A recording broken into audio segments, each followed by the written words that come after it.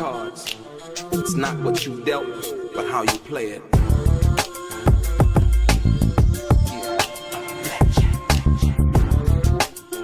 Play each situation correctly. I remember they used to laugh at a brother.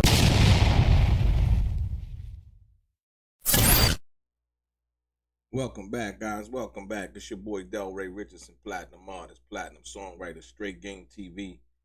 Thank you for tuning in. Ladies and gentlemen, what I want to do today, court is out until Tuesday. Memorial Day, we understand is Monday, but court is out till Tuesday, right? But what I wanted to do, because like I see a lot of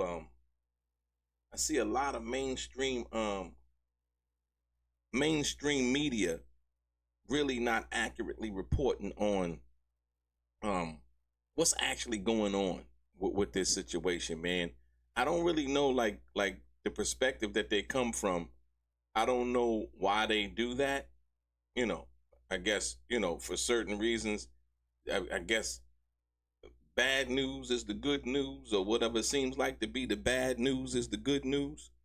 But what we're gonna do today is we're gonna do a fine recap of what it means and what it is to go through this past week's testimony, right? Because I find it very interesting. You know, there was a lot of things said, a lot of things alluded to, a lot of things really truly unproven, if you will. And so with that being said, you know, I'd like to just go right into it. And we could do it like this. Let's do it like this. Okay. So, you know, starting off with Don Ricard's testimony, right? I thought, once again, it seems like a lot of people have come out the woodworks. It looks opportunist, if you will, right? So for me, what I want to do is I like to go over the because a lot of people are, you know, busy doing other things, sometimes during the daytime, when we're actually trying to cover this, right? But what I'd like to do is I'd like to just deal with the facts and deal with what was presented, because a lot of times it seems like the news, they, you know, yeah, you know, Kid Cudi and they're building the RICO and, you know, and all of these other things, right? But the testimony and the cross-examination don't exactly say what they're trying to get at. So right here, look, when we deal with the Don Ricard, the judge says, come on in, you know, defense application, whatever. So in starting from the bottom up, right? The prosecutor asks, basically, why would you speak to him? Don Ricard is talking about Diddy, right? And she said, how would you speak to him? And in this testimony right here, she's basically saying, very soft, I'd always call him bro. Prosecutors, why did you not disclose the abuse that you'd seen? So they were asking her, why didn't she, at the time that the abuse was going on, disclose the abuse that she had saw, that she had witnessed, right? And she said she was told not to by Mr. Combs and Harve Pierre. The prosecutor then asked, when did you speak of it? And Don Ricard basically said in 2024. As you look before that, the prosecutor asked, did you see Mr. Combs with guns? Don Ricard said, yes, handguns on his lower back. Prosecutors, who had the gun? Who actually had the guns? Don Ricard, security, D-Rock, and Barnes. So a lot of times when they were trying to go over the, you know, inner city press, shout out to them, when they were trying to get the actual testimony, sometimes they would make typos. So, you know, bear with that. Then the prosecutor asks, what did you do after Bad Boy? Don Ricard, sing whenever I got momentum, I'd get a FaceTime from him, right? And so she would get FaceTimes from Diddy basically from time to time. So now as we move along with the testimony, right? As you can see right here, the prosecutor, Dawn, basically sporadic. She said, the prosecutor said, why did you reach out, Don Ricard, to help Kalina Harper, USA, no further questions.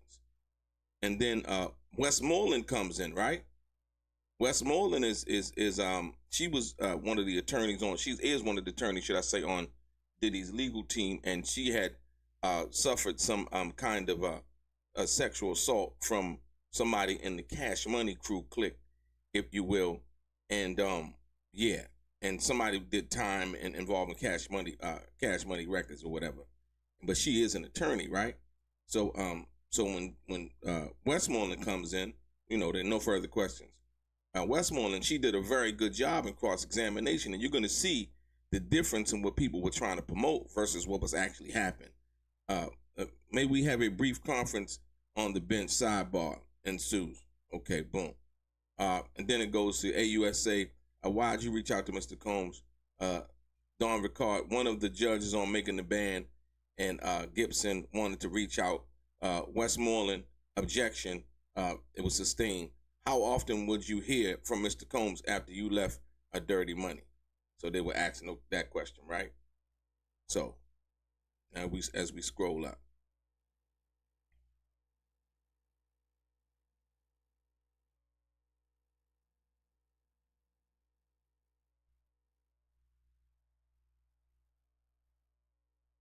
So now we get into the testimony of Mr. James, who was one of Diddy's assistants at the time, right? This is very interesting. David James. I went to college in Michigan. Later, I faxed my resume to Bad Boy. Prosecutors, where was the interview at 1710 Broadway? Prosecutors, who'd you meet with? Tommy, his sister, Keisha, and others. Prosecutor, how did they test you? David James, they gave me 40 appointments and asked me to make a schedule. You had to know, for example, what time a particular show was on. Hot 97 came on. Prosecutors, what did Mr. Combs ask you?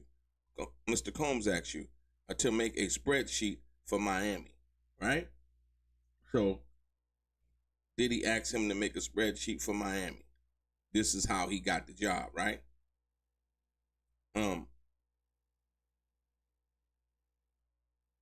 Okay, and Ignafalo, MDC Brooklyn takes, and this is like talking about Diddy being in prison at the jail, if you will, right?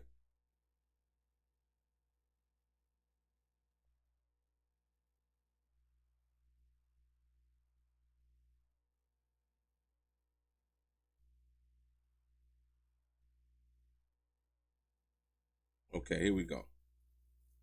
The prosecutors, right? Well, we can go from Ignafalo.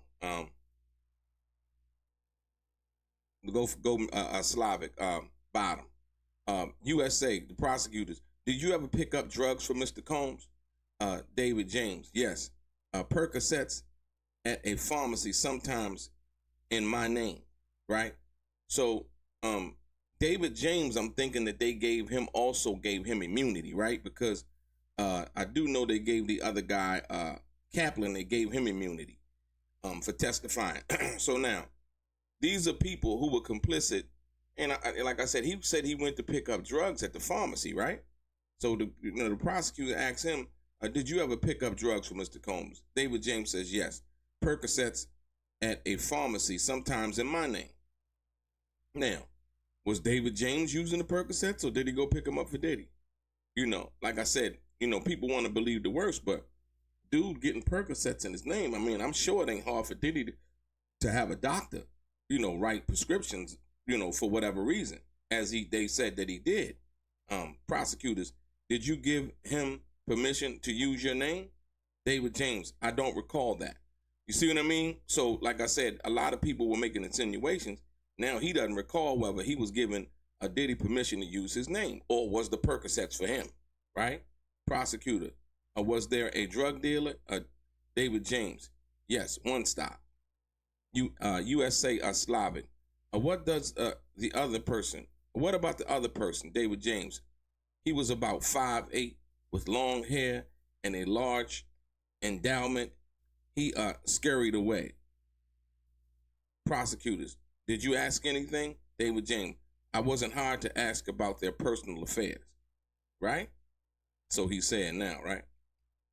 And here is on cross-examination by Mr. Ignafalo, right? As you can see right here, Mr. Ignafalo basically, you know, as we go from the bottom to the top, Ignafalo, Holmes, did Mel's Diner incident come up? So basically, he met with the government. So let's start from the top. He met with the government earlier on in the day. So before they even got to court, he was questioning whether he met with the government. Combs, Ignafalo, you didn't tell anyone about this, right? David James, only my wife, Ignafalo. Did you meet with the government this morning? David James, yes, briefly about what might come up in cross-examination. Ignafalo, did the Mel's Diner incident come up? What they're talking about is a situation with Suge Knight, because David James was the person who was driving the SUV when they went there to do that. David James, not that I recall. Notice every time there's a question asked about something that may appear to be detrimental to the prosecution, nobody recalls, right? Ignafalo, that's typical. Ignafalo, it's this morning. What did you talk about? David James, your style. And since some laughed in the court, Ignafalo, he said, I'm dying to ask what they said, but I won't, right? Talking about his style as far as, you know, cross-examination and how he does what he does in the courtroom, right? So then you go to Slavic, David James, right? She was on redirect when she was asking these questions.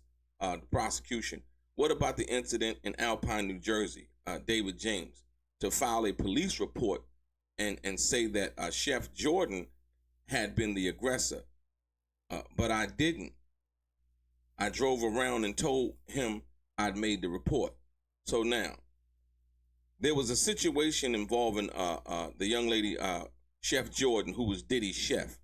And there was a physical altercation, and Diddy did something to her physically, allegedly. And so David James, who was assistant, was to file a police report and say that, I guess, what Diddy wanted him to say, allegedly what he's saying, is that she was the aggressor, right? But he didn't file it, but he told Diddy that he did, right? So you get back down to recross, and then you go down and say the prosecution, what have we asked you to do, David James? Tell the truth. The prosecutors are nothing further. Now on recross, on this situation and recross, Ignafalo comes back, right? And basically blatantly catches David James in a lie. Once again, we're talking about when the mainstream media reports on this, they don't report on it like this. In the recross, Ignafalo said, you lied to Mr. Combs about filing the police report, correct? David James, yes. Nothing further. Could we have a break? I thought that was very important because, once again, you have people coming and testifying that's given immunity and all of these other things, right? But more importantly, not being honest about their true participation. As you can see, Mr. James bought Percocet in his name. And then when asked, did he give Diddy permission to use his name, he said he can't recall that. You would be able to recall if you gave somebody a permission to use your name for somebody to write prescriptions and get drugs for them, right? Right? So check it out now. So as we move up in the day, the next person that came up was the Punisher. You know, come to find out, he said he got his nickname from basketball on the basketball court. So AUSA, how were these sessions scheduled? Now, they start talking about the freak-off sessions, right? Asking how the sessions were scheduled, right? Sheree Hayes, I'd be reached out to at about 5 or 7 p.m. or for later. They'd ask for a sexy scene, but I knew it would be more. Basically, under false premises, Cassie would reach out to Sheree Hayes and telling him, you know, it would be for sexy scenes or whatever. But he knew that it would be for more for the freak off, right? The prosecutor. How would it start? Sheree Hayes, baby oil, a sexy atmosphere. Mr. Combs would direct. Prosecutors. How did the direction work? Sheree Hayes. Mr. Combs might say, sit forward, move the camera, or what would happen sexually. You know, one time during a sex scene, he dropped a stack of money. He said, I like this shit. Like, wow. Diddy, wow, man. He's a wild dude. He's like, I like this shit. So we see that, like I said, that Diddy, you know, he liked what he liked. Like I said, you can't run from that. He can't run from that, not at this particular time, right? But like I said, more importantly, so they go into the other right here. So here's Mr. The Punisher, right? Here's a picture of him. And so the prosecution, no further questions. The judge, anything, Mr. Donaldson? Mr. Donaldson, what do you mean by steamy? Sheree Hayes, I felt it was enjoyable for Miss Ventura and Mr. Combs. Right here. See, this is the thing that, like I say, a lot of people, he's saying he felt it was enjoyable for Miss Ventura and Mr. Combs. You know, nobody was doing anything against their will. She was enjoying it. Diddy was enjoying it. I would take it that he was enjoying it, right? So, like I said, once again, what's being pushed out there is different from what's actually being happening in the courtroom if you haven't been really watching or paying attention, you know? So we move up. And then here comes the Agent Gannon, right? Agent Gannon, he basically, AUSA, let's turn to more exhibits. What are these? Agent Gannon, ammunition we found, a prosecution, and these platform high heels, how high are they? You know, and like I said, see stuff like this, how high are the high heels? You know, 7 inches, they didn't measure this. Like, what does that have to do with the racketeering and corrupt organizations case? Nothing, right? But this is what they doing. And then we get to Kid Cudi, right? The prosecution, Mr. Cudi, will not be testifying today. That was the day that he wasn't going to be testifying, right? Okay, we're going to get to the testimony of him. Tina Garagos basically gets to the Mr. Gannon's testimony. Garagos, you found 6 people and kept them in handcuffs for an hour. Agent Gannon, no ma'am. There was only one individual who wasn't happy with us and wasn't cooperating, so we kept him in handcuffs longer. Garagos, because he wasn't happy with the handcuffs. After the sidebar, Tina Garagos, and in planning the search, and this was one of the things that was very important also, what they were trying to point out, basically saying in planning the search, right, you knew that none of the targets of the investigation would be there. And the prosecution objected to that, but the judge overruled, right? Agent Gannon, the plan was to have him not there, but we had contingencies. Okay, so, you know, a lot of times people say, well, the guns, did they belong to Diddy, whatever. People like to make speculation as the evidence was planted. Like I said, I won't go there. You know what I mean? But like I said, I found it ironic that that they would wait till he's gone, I guess, so they probably wouldn't try to destroy evidence or whatever they thought might be there. And so the deputy, may we take a sealed exhibit time? So then Tina Garagos comes back. Agent Gannon, you live in Florida. Don't many people have guns in their homes there? Prosecution objection. And the judge asks her to rephrase. Garagos, do you have guns in your home? Gannon, yes. No further questions. Now, for most people who don't understand that, you know, Diddy being who he is, and being in court under the circumstances and RICO Act and all of these things, sometimes, you know, they look at it from the perspective of, well, you know, he a black guy, he's successful, he got these guns, and that somehow, some way, he means it to be more sinister than anybody else who may be white or any other race having a gun, right? At the bottom, you can see judge says, redirect prosecution's Miser no. Then they call the next government witness, right? Who's Don Hughes? What's your profession? And they start to ask Don Hughes questions. But like I said, this is some of the most poignant testimony, right? In this situation. Let's go back up to the top.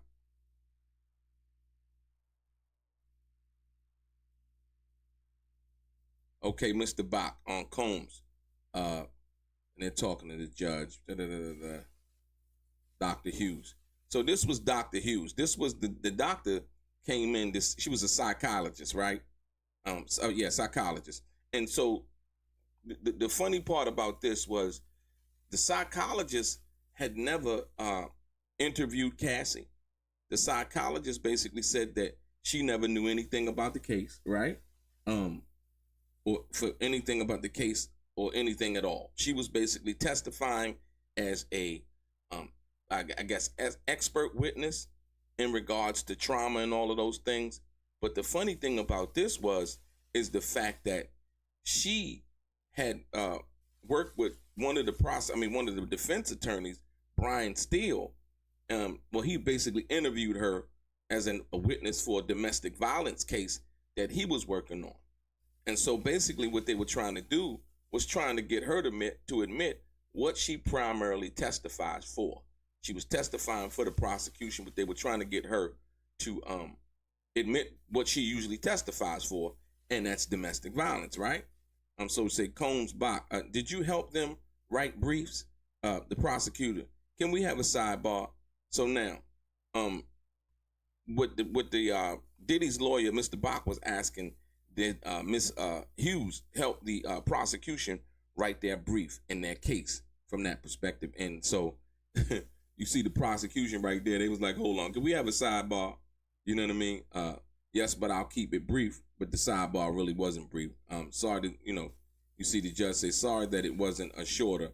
AUX Mitzi Steiner basically said, you reviewed some filings to the court in this case. It was all related to the subject of your expert testimony, right? Dr. Hughes, correct. In fact, we redacted them. And basically she said, yeah, that they did. So like I said, in trying to get her to admit that she helped the prosecution with their case and their filings, right? So Mr. Gnafalo, basically, they proffered email chain is about Gina, and Gina's out of court. This is very important right here. Look. So basically, Diddy's attorney, and I told you guys, I was like, yo, Gina, who was supposed to be victim number 3, they couldn't reach her attorney no more. They couldn't reach Gina anymore. And so right here you see, wait, there's more. Mr. Gnafalo said, the proffered email chain is about Gina, and Gina is out of the case. She's not coming. The prosecutor says she's in the indictment, right? Gnafalo, they could get her, and they're choosing not to. I'll submit a letter by 10 p.m. So basically, they wanted to talk about something in regards to Gina, but Gina wasn't going to be there. And they felt like that would have been prejudicial. If she's not coming in basically to testify, they didn't feel like there was anything that the prosecution should be able to use. You see, the proffered email chain is about Gina, and Gina is out of the case. She's not coming. But the prosecution was basically trying to, get that evidence read in court once again, so that it's more detrimental to Diddy, if you will. So.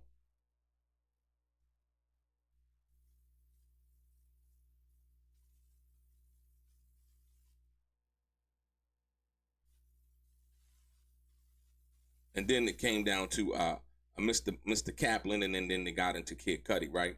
So Kaplan, I was an employee when Revolt launched. Combs Gnafalo, tell me about it. Kaplan, we were on the 6th floor of 1710 Broadway. Everyone was there. It was momentous. Gnafalo, diversity was important to Mr. Combs. Kaplan, specifically for African Americans. Combs, Agnafalo. What did Blue Flame do? Kaplan, marketing for Ciroc. Agnafalo. What is Diageo, right? Kaplan. They own Johnny Walker and others. Mr. Combs set up a marketing entity for Ciroc, right? So they're actually even talking about a Diageo, you know what I mean? Which is crazy because that was the lawsuit that Diddy had settled right before Cassie filed her lawsuit, right? A Kaplan, so we move up. So say Diddy, diversity was important to Mr. Combs. And like I said, diversity in the fact that Mr. Kaplan wasn't African-American. He was white. So Diddy wasn't tripping on, like, you know what I mean? I think he was just trying to be surrounded by the best people, right? A Combs Steele. And two, now, here's the cross-examination of Kid Cudi from Mr. Steele, which was very, very important, right? So we go into, we say, Combs Steele. In 2011, you went on a tour. Cudi was Kid Cudi's real name. Steele, 65 locations. Cudi, yeah, Steele. At that time, Sean Combs, as an icon, fair to say, Cudi, yes. Steele, you and Miss Ventura had a sexual relationship. Objection. Sidebar. Right? Now, I don't see why the sidebar was even necessary here, but like I said, because, you know, wanting to get out the truth and get the facts out, you know what I mean? You would think that the prosecution from that matter would want to be the one that does that, if you will, right? Okay, so the prosecution come back. What was her demeanor? Cudi, very stressed and worried. So they're talking about now when Cassie called Kid Cudi and let Kid Cudi know that Diddy had found out or grabbed her phone and found out about their relationship, right? The prosecution asked him basically, what was her demeanor? Very stressed and worried. Prosecution, where did you go? To the Sunset Marquis Hotel. Why? I thought it was safe. Off the radar, right? So AUSA, who else did you speak with? Cudi, Capricorn Clark. She sounded near tears. Prosecutors, what did she say? Cudi, that Sean Combs in the car near my house and Brian Steele. Objection, overruled. So now, once again, it was alluded to by Kid Cudi that he called Diddy. Him and Diddy were friends before Cassie, right? So he called Diddy, and Diddy basically said that Diddy was in his house, right? And then later on in testimony, it came out that when Kid Cudi got to his house, Diddy wasn't there. Kid Cudi called him and was like, yo, where you at? And Diddy said that he was on his way. Now, the allegation as to Diddy breaking into Kid Cudi's house is unfounded based on the fact that Kid Cudi said he left his door unlocked, right? So there was no forced entry. There was no nothing missing, nothing disheveled out of the way. He said just some gifts on his table that were open, and his dog was locked in the bathroom, right? I've seen somebody on the internet talking about Diddy allegedly, or somebody allegedly did something to his dog. Simply not true. From what Kid Cudi said, the dog was locked in the bathroom, right? Okay, cool. So you read from the top. Combs, Mr. Steele, Miss Ventura told you it was over, right? So now this is and this is the part where most people, when you see the title for the video, right? This is very important right here, ladies and gentlemen, because this goes to show Cassie's consciousness about what was going on and the fact that she wasn't being held against her will. It wasn't no sex trafficking. It wasn't no anything like that, right? At this particular time, she was free enough and clear enough to have a relationship with Kid Cudi, right? So Mr. Steele says what? Miss Ventura told you it was over. We must stop. And Miss Cudi say, we just stopped talking, right? Right? She said, just stop. He ain't tell me nothing. Steele, you told this honorable court and this jury that she played you, right? Cudi, yes. Still, she played you and you had no clue. Kid Cudi, no clue. So we're gonna go with this look right here. See that right there at the bottom? Study that for a minute. You got to study that for a minute to really understand. Kid Cudi was a victim of Cassie, not the other way around, right? Basically, you see it. And Kid Cudi's testifying. Mr. Steele, Brian Steele, doing the cross-examination. Ventura told you it was over. She didn't even tell him it was over. We just stopped talking. So she didn't even bother to tell Kid Cudi like what was going on, what happened, what's popping, nothing. She just stopped talking to him, right? Then Brian Steele basically said, you told this honorable court and this jury that she played you out, that she played you, right?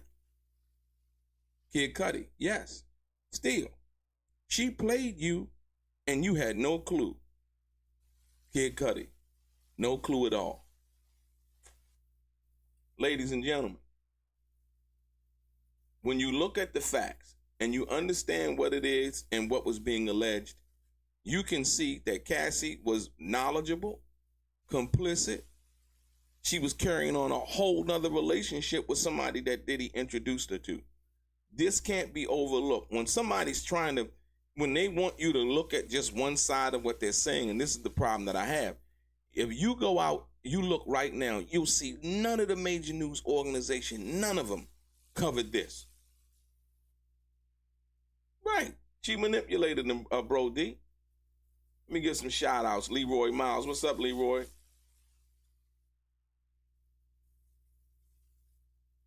Leroy Miles in the building. Ann and Lee. Mrs. K.P. Bailey. Through Manga. Who else? Ann and Lee again. Yes, indeed. Welcome, y'all. Appreciate y'all tuning in. More importantly, but no, hold on. I need you to study this. Leroy Miles, 98% conviction rate. I understand what you're saying, Leroy Miles. Leroy. They didn't find Diddy's fingerprints at Kid Cudi's house. There was no pursuance of Diddy. Kid Cudi also admitted with the Molotov cocktail thing in his car. There was no camera. There was no picture. There was no and also the DNA that they got from Kid Cudi's car was from a female and not from a male, right? So this is all concrete evidence, things that would usually convict somebody of a crime. And if the same thing that can convict you of a crime, right, should be able to exonerate you of that same crime. So like I said, I understand what you're saying, Leroy Miles, but in fact, it was never, there's no fingerprints of Diddy or none of them being at Kid Cudi's house or none of those things. I'm not speaking in favor of Diddy. I'm talking about what they're saying that the evidence shows. You see what I'm saying? You can't have it because I want to believe it. I want to think of it like this. It can't be thought of like that because it's simply not true and it's not backed by any kind of factual evidence, right?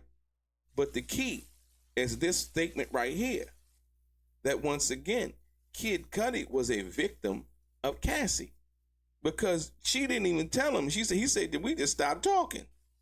Right? We just stopped talking. And you basically, Brian, still got Kid Cudi to admit that you told this honorable court and this jury that she played you. And Kid Cudi said, yes, she played you and you had no clue. And Kid Cudi said, no clue. Once again, this is not being reported in the mainstream media. Right? This is not being reported in the mainstream media, ladies and gentlemen. They're telling you that the prosecution is set up, the what's the name for the RICO and all of these other things, right? I think that was one of the most important situations, or should I say, admissions that we had seen from this situation. And then you go to the young lady Mila, right?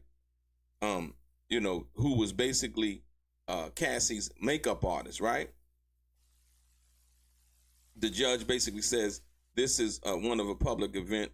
What's the problem? So what they were doing right here, they were basically trying to figure out what pictures that they would be allowed to let in the court. And the reason why they were doing this, because they were about to do the direct examination and cross-examination of Mila Morales, right? And so Mila Morales was going to get up on the stand. What she did get up on the stand to testify to about the incident that happened at Prince's house, right?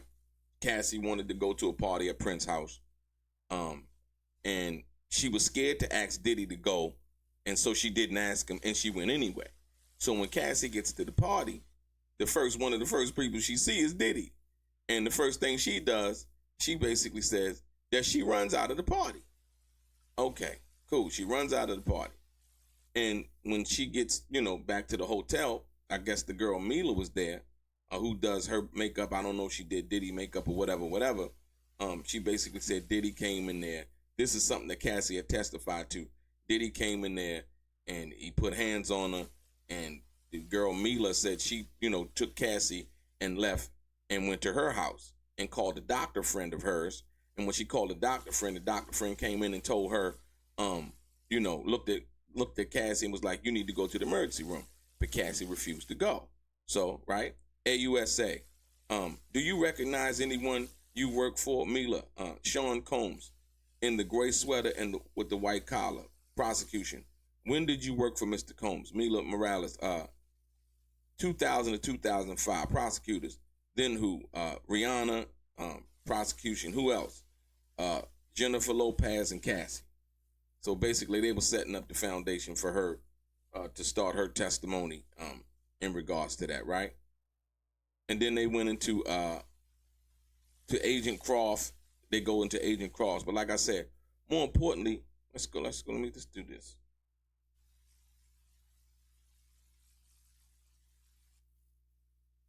Let's do this. So yeah, they go into Agent Croft, right? And Agent Croft, he basically testified. He really didn't do. This is basically where they ended it at. Agent Croft really didn't. He didn't really, testify to anything that was interesting, right? He was testifying basically about, he's a forensics, a guy that deals with computers and things like that. So he really didn't, testify to anything that was significant enough for people to be like, oh, whoa, this is what this is. And, like I said, and we go back to, let me see. That was the Cassie testimony. Now we go back down here. Let's go back down here to the Cassie testimony, right? So, Estevao, you were preparing for tour. And they were trying to lay the foundation for Cassie, basically. It said Cassie was before she settled the lawsuit and all of these things that was going on. Hey, hit the like button, hit the share button, y'all. If you have not subscribed to the channel yet, please do. So right here, you can see, okay, so we can start from right here. Estevao, you shape you over 11 years. Silence. Estevao, you shape each other, meaning her and Diddy. Yes, right? Estevao, your husband's a physical trainer. Ventura, yes. The house you grew up in Connecticut was relatively modest compared to the mansions. Yes, right? And then Estevao comes in. You were preparing to tour with Matt Testa, right? Ventura, yes. He's an engineer. Estevao, once you settled your lawsuit, you canceled the tour, right? Yes, because you no longer needed the money. Cassie was like, that wasn't the reason. Right? But let's be clear. Come on now. You see what I mean? And so when you go back to Kid Cudi, in the testimony that he just gave in regards to her doing what she wanted to do, Cassie was willing to do anything that it took to try to be successful. She wanted to do what it appeared to be anyway. She wanted to do whatever it took to not go back to Connecticut, right? which eventually, that's basically eventually what happened. So you can imagine, she grew up in a modest home. If she stopped messing with Diddy at any time, everything gets taken away. The car, the apartment, the allowance, all of those things. Like I said, once again, if the guy Sheree, with the freak off situation, you go back to that and you understand what was going on with that. You can clearly see that Cassie was a co-conspirator or a willing participant in that, right? Combs, that's the veil. You say you found a photo of Mr. Combs with Gina while you were staying with your parents in Connecticut, right? Ventura, yes. You decided to break up with him, and he didn't threaten you, but suggested couples counseling. Now Cassie don't know. Basically, she says, I don't know, right? So now, Diddy, she finds the picture of Gina once again, right? While you were staying with your parents in Connecticut. So now, Cassie, let's take it for what it is. Cassie is now in Connecticut. She was not, most abusers and people like that trying to do, they want to keep you away from your family. They want to keep you away from your friends. They want to, kind of isolate you, if you will. That wasn't the case, right? As the veil's basically saying, you say you found a photo of Mr. Combs and Gina while you were staying with your parents in Connecticut, right? She with her parents. She ain't nobody holding, ain't nobody, right? Yes, that's the veil. You decided to break up with Diddy. She decided to break up with Diddy. Think about that, ladies and gentlemen. She had a decision. She made a decision. Listen, she made a conscious decision to break up with Diddy, right? Here you see it being said, right? And he didn't threaten you, but suggested couples counseling. Cassie says, I don't know. What do you mean you don't know, right? That's the veil. In August 2018, you called it a closure conversation with Mr. Combs. Was inviting you to Burning Man, right? Yes. That's the veil. I'll read Mr. Combs. You have anger, Ventura. I wrote, my family knows I'm not running around telling our business, right? So now, once again, here's another statement that Cassie's making, saying she's not running around. And this is, mind you, this is being read from emails that took place, emails and text message that took place during the time of what was actually going on. This is actual communication. Esteveo is reading from Diddy's part, and Cassie's reading from the part in which and where she responds, right?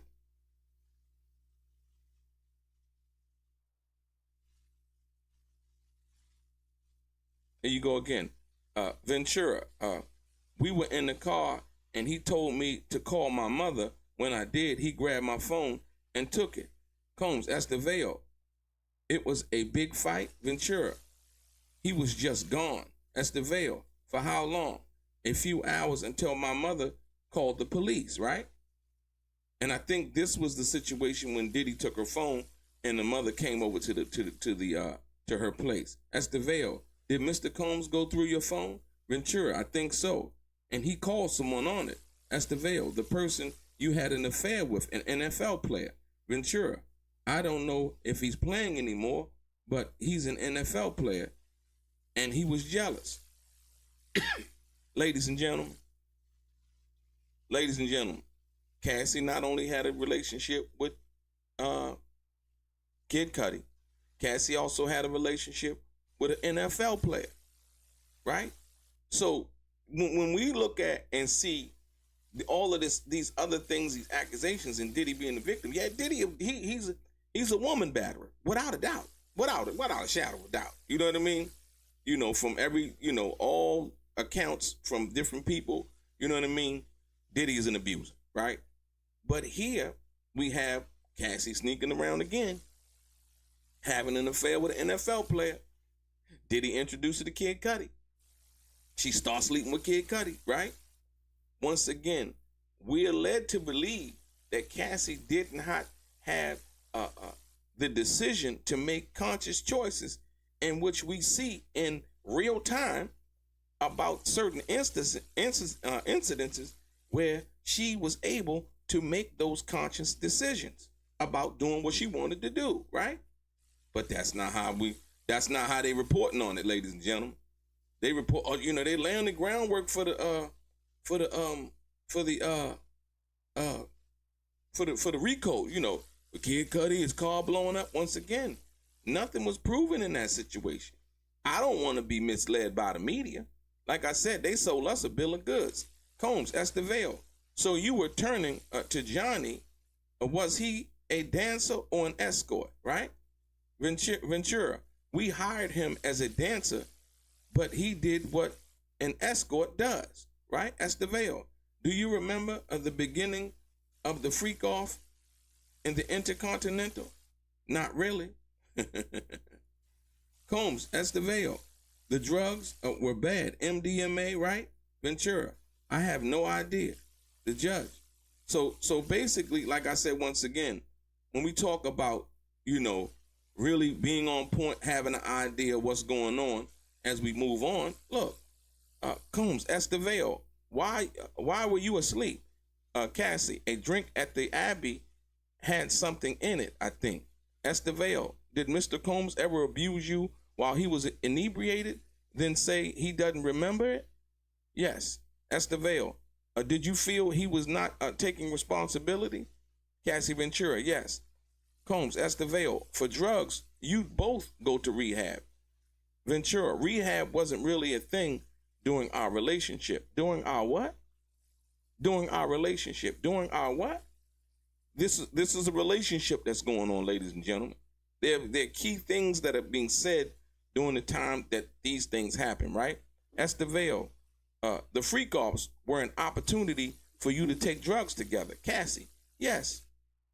So it was not something that was done against her will. She said that it was an opportunity for them to get high together. Like I told y'all, man, let's call a spade, even though all the money was involved. And Diddy had a lot of money. A dope fiend is a dope fiend. The amount of money that you have, it doesn't matter, right? Right? So, and she said, Estevale, you went a lot to Burning Man, yes? Cassie, Ventura, this was a game a friend of mine told me, a way to rekindle your romance, right? So basically, somebody informed Cassie that this was a game. I don't know what she's talking about in the game. So Estevale, by doing something different in the bedroom, so basically, I guess doing the freak offs or whatever have you, a friend of hers said that it was a game. That wasn't something that was told to her by a Diddy, by Cassie's own admission. Combs, Estevale, by doing something different in the bedroom, Ventura, it's a whole getting into character thing, right? So basically what Cassie is testifying to is that they were role playing, right? They role played, you know what I mean? Estevale, Mr. Combs says, let's get some outfits and go to the sex club, right?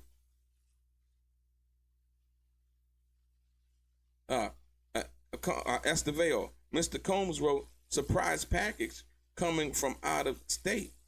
Why can't I reach you? What did you say? I was getting my brows done. Estevale, did you come to know Mr. Combs was leaving to freak off to go see Kim Porter? And she basically said yes. So Cassie knew about Kim. I don't know what she knew about that situation, but like I said, it's being testified to now that she was, she knew that Diddy was leaving the freak off to go with Kim Porter. Combs, Estevale, this is from July 2012. You say to Mr. Combs, I'm horny, I'm bored. This was after a freak off, right? And Cassie basically said, there are a lot of texts here. Said 25 pages. Where will defense exhibit extensively entered into evidence be available, right? This was after a freak off. You see that? Combs, Estevale. This is from July 2012. You say to Mr. Combs, I'm horny and bored, right? So she horny and bored. I don't know if she wanted to see Diddy. I don't know, I won't make an insinuation as to what that meant or anything like that. Basically, she said this was after a freak off, right? Ventura basically said there's a lot of text here, right? So in basically admitting to that, there's a lot of text. There's a lot of communication, ladies and gentlemen, right? That went on from that perspective. United States Attorney Johnson, I would ask that the witness be allowed to read the entire document. How many pages? Estevao, 8. The prosecution, we don't have a copy for the witness. Estevao, we'll show it on the screen. Basically, from the text messages and the things that they were reading from, right? 1048, they're back. Miss Estevao, you may proceed. So basically, Cassie's being cross-examined. Estevao, Miss Ventura, this is from Mr. Combs to you. You responded with an extremely explicit message, right? Ventura, yes. Estevao, this is 2 days after the planning of a freak off, right? Yes. So basically, what she was saying that she was horny when she asked her above, like when she told Diddy she was horny in the text message. Combs, Estevao, he said, I want to see. How did you reply? Ventura, I can't wait either. Right? I guess he said he wanted to see her because sometimes they would make typos. Ventura said, I can't wait either. Estevao, you wrote, I feel like I want to fuck. Right? Ventura, that's what it says.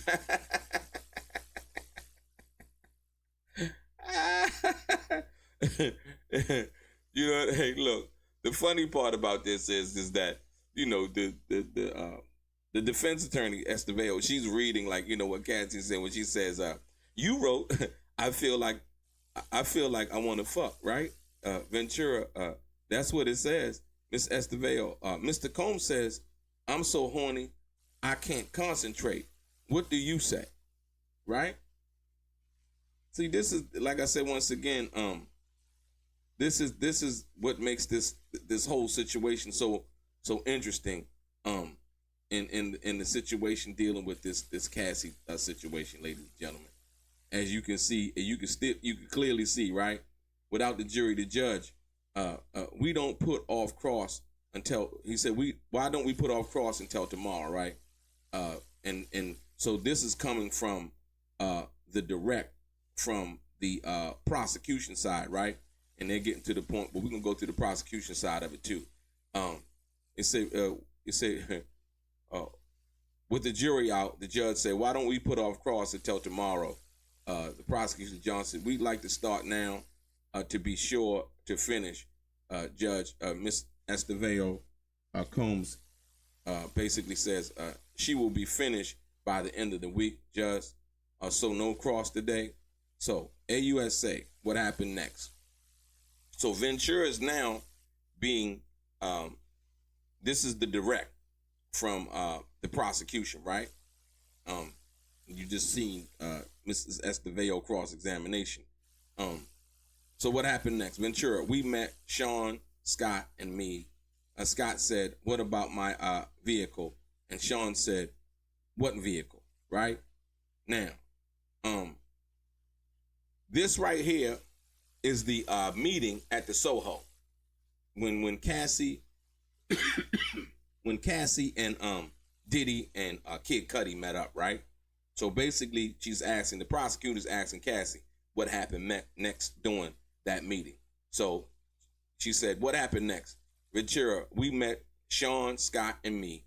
Scott said, what about my vehicle? And Sean said, what vehicle? And that was the end of the meeting, right? So now, this came up yesterday in the Kid Cudi testimony.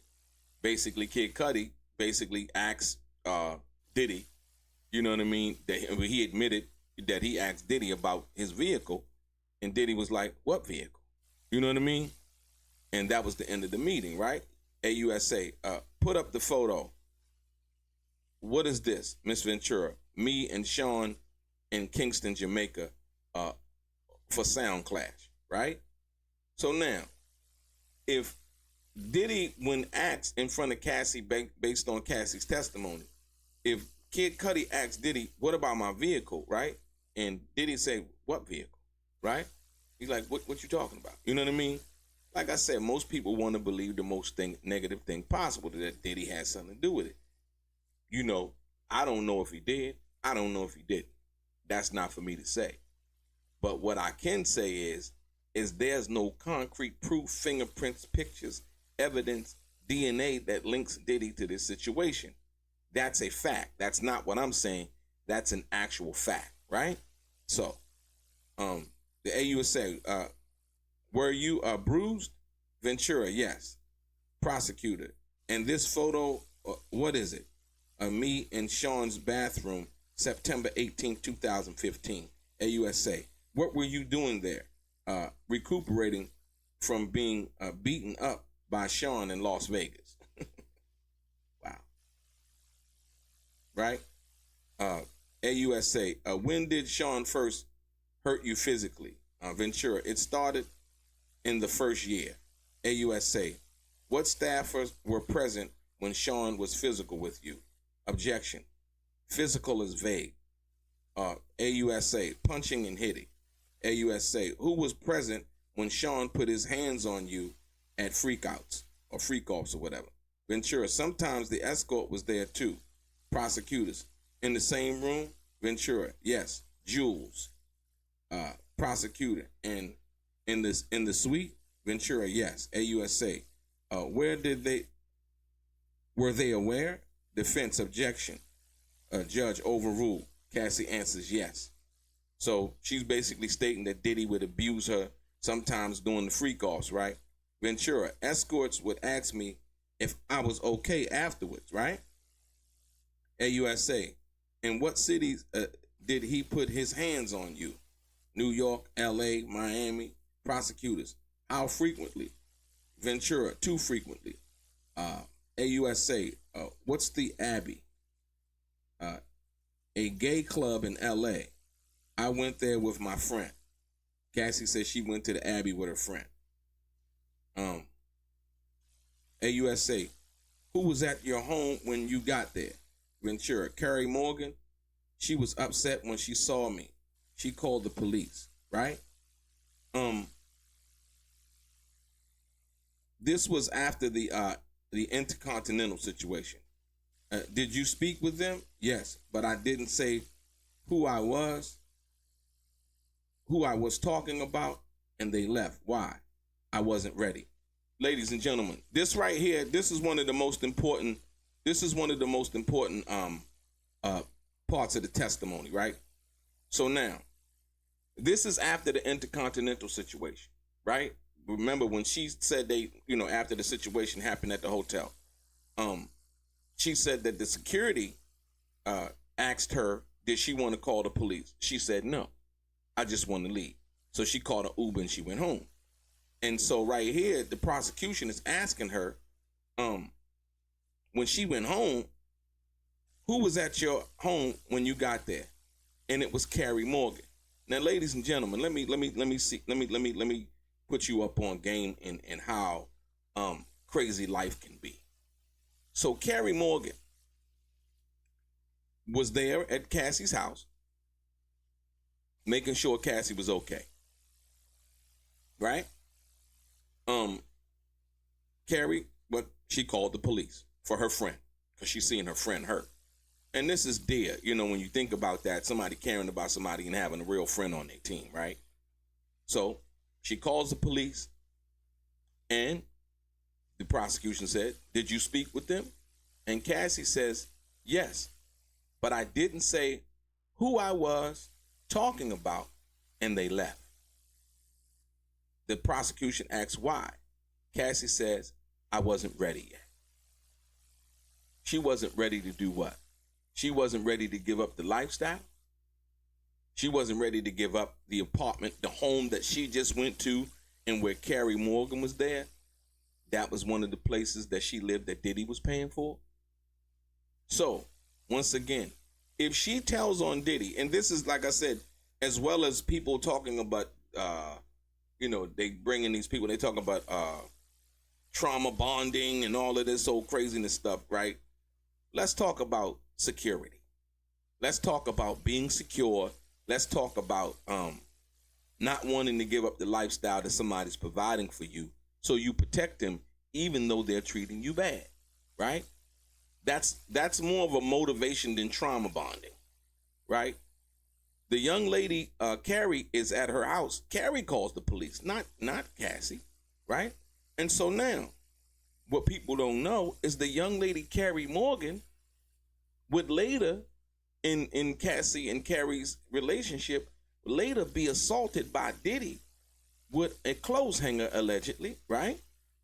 And be choked out by Diddy also, according to what Carrie said, because she actually filed some kind of legal action in regards to that. Now, you see how Carrie called the police for Cassie when Cassie was hurt? Carrie Morgan and Cassie are no longer friends because when something happened to Carrie and Cassie knew about it when Diddy allegedly hit her with the hanger and choked her, Cassie didn't support Carrie. And Carrie testified, she was one of the people that testified also. Carrie testified that she hadn't spoken to Cassie ever since. That's crazy. So the person that helped Cassie out, Cassie wasn't willing to help her out.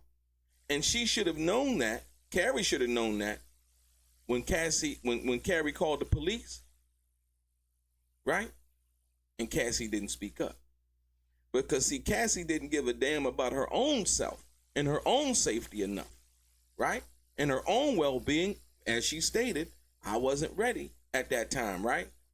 To even think about caring about Carrie Morgan. Get it? So that was something that, like I said, and sometimes, trying to be somebody's friend, they don't care enough about themselves to even possibly give a damn about you. You know what I'm saying? Or they only seeing what they want to see at that particular time. And that's all Cassie could see. She said, basically, I wasn't ready yet. And I go into that because when you think about it, if Cassie tells the police on Diddy, everything ends. It all ends. The car, the condo, the money, the clothes, the allowance, the access, the red carpets, the video shoots, the being introduced to other celebrities, at Diddy's expense, the Kid Cudi, the Nicki Minaj, the Lil Wayne, the Rick Ross, and all of the people that she was able to work with based on her relationship with Diddy, right? The prosecution. Did Sean try to come to your apartment? Yes. He was banging. That was pretty normal from him. But this is a private building, right? AUSA, did you hear from Miss Karam that day? Yes. And I went to see D-Rock and his wife to try to feel safe. So you ran right over there to Diddy security as if Diddy security wouldn't call him and tell, yeah, Cassie over here. Right? So, like I said, once again, when we talk about what's happening and what's been happening during this trial, it's just very interesting, man. Like I said, I'm a realist, and I like to just let the evidence and the information speak to me. And like I said, hopefully, you guys do the same when you listening, because like I said, a lot of times the mainstream media has sides they want to take and angles they want to pick from, right? AUSA. So they're talking about the escort now. Here comes the escort part again, right? So the escort, AUSA. What would happen after the escort finished on you, right? This is wow on Diddy's part, right? Sean would want it to be put on his body in the next room. AUSA, did you do that? Cassie said, I did. That's crazy. Wow. Right? And this, like I said, this is just as real as anything else, right? So if we're to believe one thing, we're to believe it all. We can't, side as to what we believe and not believe. So basically, she said, when the prosecution asked what would happen after the escort finished on you, right? So after he had, I guess, ejaculated or whatever, Ventura said Sean would want it to be put on his body in the next room. So he would get excited about what he's seeing the escort and Cassie do, and then they would go in the next room and do their own thing. I guess she got the semen still on her body when they go into the next room and basically saying that, yeah, you know, he would want me to put it on his body after, you know, the dude ejaculated on her. And basically she said, the prosecutor asked, did you do that? Ventura, I did. Prosecuting where? Usually on his nipples, right? Wow. AUSA, did you want to do that? No. Okay. But you did it, right? Yeah, I don't, like I said, once again, now she's saying no. She did it numerous amounts of times. Prosecution, how did you feel? I was an object being heavily objectified by men. Sometimes he would watch by FaceTime. Prosecutor, were some sessions recorded on your device? Ventura, because they were there. Yeah, I guess because her devices was there, whatever. The prosecution, if you saw them on your device, what would you do? Right? Then they go into the candle wax. Prosecution, any other use of the candle wax? Ventura, a few times poured on my body. Prosecution, who set the temperature of the room? Ventura, Sean, I was expected to do freak offs on my period. Right? AUSA, did you want to do that? No. So this, you know, testifying that Diddy, I guess, wanted her to do freak offs when she was on her menstrual cycle or whatever. That's one of the things that I guess they agreed to or whatever. Prosecution, did you want to be urinated on? Defense, objection, grounds. Asked and answered, overruled. So they let it go again. No, I didn't want to. AUSA, how did it feel? It was disgusting. It was too much. I choked. No one could think I wanted it. Well, once again, Cassie testified that, who was that? Daniel Phillips testified that Cassie had asked for it. Now, I guess, in, you know, the redirect as far as Cassie was concerned, they were trying to get to the bottom of that. The prosecution, how often were you in contact with Sean's staff? Ventura, daily. Prosecution, who are in these photos? Christina Karam and Miss Fletcher. Prosecution, what did you call Miss Karam? Ventura, KK. Prosecution, and who's this? Ventura, D-Rock. He was Sean's security. Prosecutor, how frequently were you in Sean's residence? Ventura, all the time. Prosecution, did they have all safes? Did they all have safes? Ventura, yes. What did you observe in the room? Cash, jewelry, cameras, videotapes, guns in New York, LA, Miami, and Alpine, New Jersey. Right. So, yeah, ladies and gentlemen, that's where we at, man. So, like I said, the trial resumes, or court, should I say, resumes on Tuesday, because Monday is Memorial Day. So we're going to get back to it on Tuesday. And like I said, you know, I always let people know, most importantly, at the end of the day, do yourself a favor, right? Do yourself, it's a defense. They've given tested drugs, but no photos. Okay, hold on. Let's see what this is.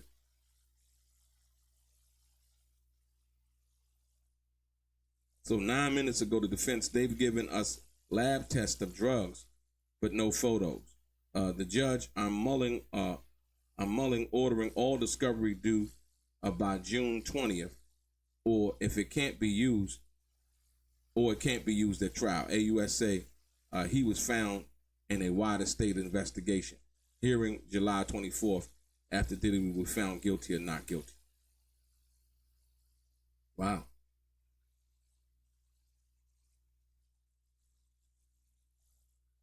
So basically right here, it said okay, now in a day without Diddy, SDNA covering the case of Gustavo Alvarez and the drug. So that was a different case. So like I said, ladies and gentlemen, you know, this was a recap of what happened this week. Like I said, Thank you guys for tuning in. I appreciate each and every one of you. Shout out Douglas, Ann and Lee, Miss Ashley, Kane, what's good? Mrs. KP Bailey. Who else is that? Dave B. Dad Miller TV. Gerald Pipers, Iceman, T. Davis. And everybody else. Like I said, ladies and gentlemen, I appreciate you. One other thing, ladies and gentlemen, like I said, I always try to give people their props. This right here, ladies and gentlemen, this is the book, like I said, by a guy by the name of Donald Richardson, right? This book right here, Donald Richardson did 23 years in prison. And during his time, he met Tupac at Rikers Island, right? As you can read on the back of the book, you can see, basically the synopsis of what that is from that perspective. I recommend this book, man. Like I said, you got to read it. It talks about Diddy. It talks about Haitian Jack. It talks about all of the situation. It explains situations that I didn't know, didn't realize. Talks about Tupac having sex with the guards in the prison. Like I said, I just recently did an interview on the Art of Dialogue with the author, Donald Richardson, no relation to me. As you can see on the front cover, it's Tupac and Mr. Donald Richardson in front of the cell in Rikers Island. Tupac with the vest on, and they both giving up the finger. Ladies and gentlemen, this is exclusive. You see at the bottom, it says the revolutionary journey through the eyes of a gangster. 23 years inside, the redemption of a New York State prison veteran. And you got to check it out. All right?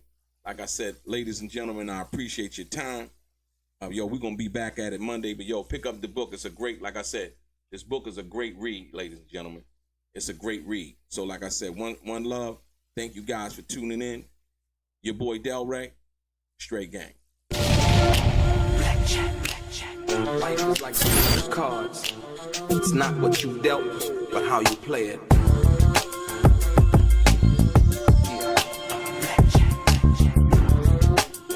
Play each situation correctly. I remember they used to laugh at a brother.